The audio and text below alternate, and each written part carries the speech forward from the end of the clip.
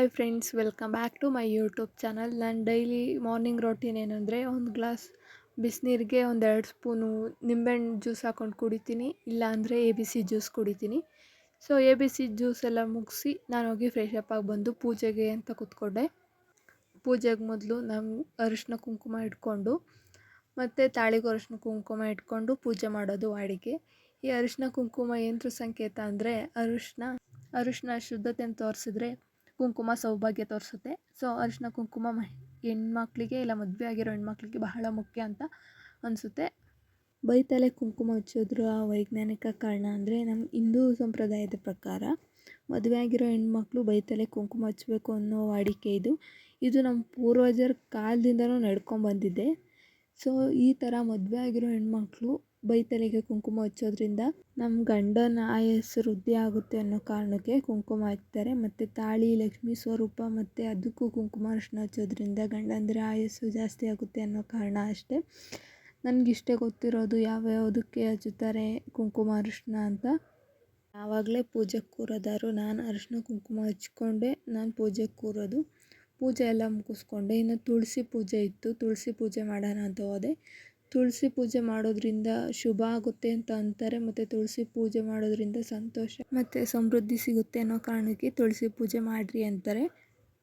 So ತುಳಸಿ ಪೂಜೆ ಎಲ್ಲ ಮುಗಿಸ್ಕೊಂಡು ಪಾಪನ ಕರ್ಕೊಂಬಂದೆ ಒಳಗೆ. ಅಮ್ಮ ಸರಿ ಮಾಡಿಕೊಡ್ತು. ಪಾಪುಗೆ ಸರಿ ಎಲ್ಲ ತಿನ್ನಿಸಿ ಪಾಪುಗೆ ಸ್ನಾನ ಮಾಡಿಸಿದ್ದು ಅಂತ ಪಾಪುಗೆ ಅಮ್ಮನೇ ರೆಡಿ ಮಾಡಿಸಿತ್ತು.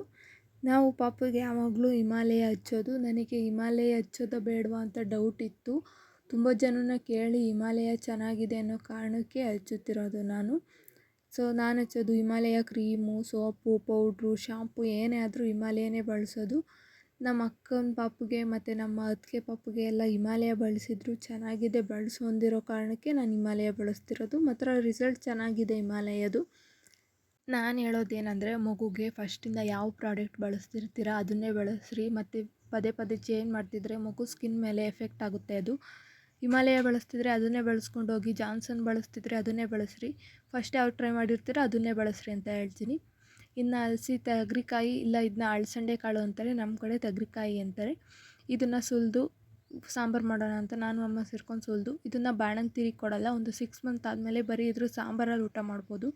ಈ ಥರ ಅವರೆಕಾಳು ಮತ್ತು ಅಳಸಂಡೆ ಕಾಳು ತಿಂದರೆ ಮಗುಗೆ ಹೊಟ್ಟೆ ನೋವು ಬರುತ್ತೆ ಅನ್ನೋ ಕಾರಣಕ್ಕೆ ನಮ್ಮ ಕಡೆಯಲ್ಲಿ ಅಳಸಂಡೆ ಕಾಳು ಕೊಡೋಲ್ಲ. ನಮ್ಮ ಮನೇಲಿ ಅಳಸಂಡೆ ಕಾಳು ಪದಾರ್ಥ ಇಲ್ಲ ಹಸಿ ಕಾಳು ಸಾಂಬಾರು ಹೇಗೆ ಮಾಡ್ತಾರೆ ಅಂತ ನೋಡ್ಕೊಂಬರೋಣ. ನಮ್ಮಮ್ಮ ಯಾವಾಗಲೂ ಇದೇ ಥರ ಮಾಡೋದು.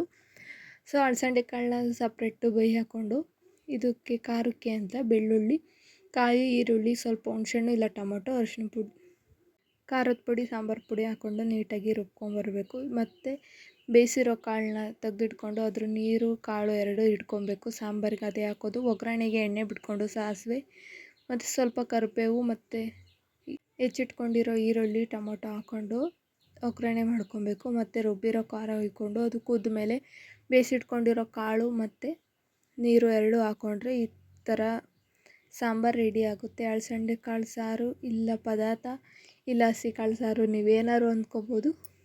ಸಾಂಬಾರು ರೆಡಿ ಆಗುತ್ತೆ.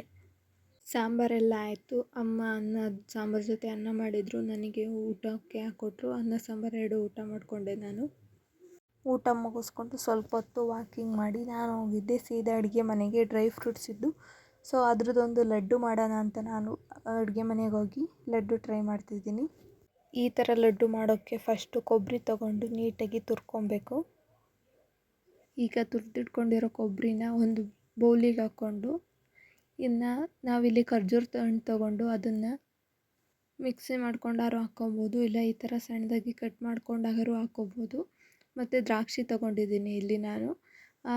ಒಂದು ದ್ರಾಕ್ಷಿನೂ ಕಟ್ ಮಾಡಿಕೊಂಡು ಅದಕ್ಕೆ ಮಿಕ್ಸ್ ಮಾಡಿಕೊಂಡೆ. ಪ್ರತಿದಿನ ಬೆಳಗ್ಗೆ ಇಲ್ಲ ಮಧ್ಯಾಹ್ನ ಇಲ್ಲ ಲಂಚ್ ಬಾಕ್ಸ್ಗೆ ಇಲ್ಲ ಸಂಜೆ ಸ್ನ್ಯಾಕ್ಸ್ ಟೈಮಿಗೆ ಈ ಥರ ಸಣ್ಣ ಉಂಡೆ ಕೊಟ್ಟರೆ ಸಾಕು. ಮಕ್ಕಳನ್ನ ಹಾಸ್ಪಿಟ್ಲಿಂದ ಸ್ವಲ್ಪ ದೂರ ಇಡ್ಬೋದು. ಅಷ್ಟೇ ಅಲ್ಲದೆ ಮಗು ಆದಮೇಲೆ ನಾವು ಕೂಡ ತುಂಬ ವೀಕ್ ಆಗಿರ್ತೀವಿ. ನಮ್ಮ ಎಲ್ಲ ರೀತಿಯ ಪ್ರಾಬ್ಲಮ್ಗೆ ಒಂದೇ ಸೊಲ್ಯೂಷನ್ ಅಂದರೆ ಈ ಥರ ಡ್ರೈ ಫ್ರೂಟ್ಸ್ ಲಡ್ಡು.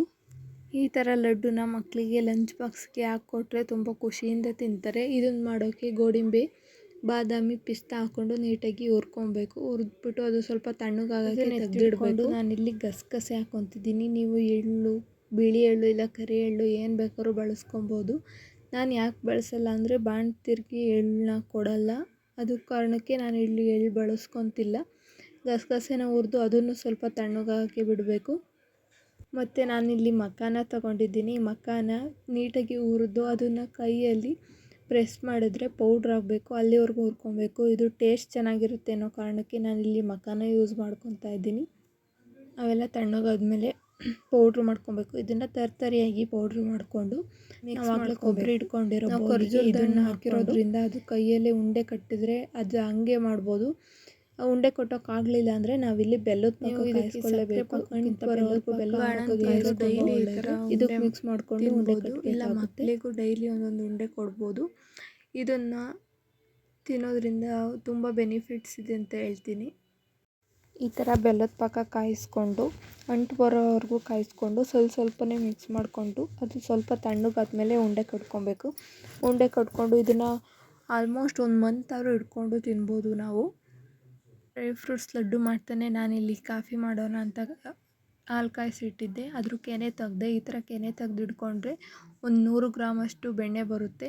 ಈ ಥರ ನಾವು ಯಾವಾಗಲೂ ಮಾಡ್ತೀವಿ. ಇನ್ನು ನಾನು ಕಾಫಿ ಇಡ್ತಿದ್ದೆ, ಅಷ್ಟರಲ್ಲಿ ನನ್ನ ತಂಗಿ ಬಂದಳು ಅಂತ ಅವಳಿಗೆ ಕಾಫಿ ಇಡೋಕೆ ಕೊಟ್ಬಿಟ್ಟು ನಾನಿಲ್ಲಿ ಮಿಕ್ಕಿರೋ ಉಂಡೆನ ಸಣ್ಣದಾಗಿ ಕಟ್ಬಿಟ್ಟು ಇಟ್ಕೊತಿದ್ದೆ.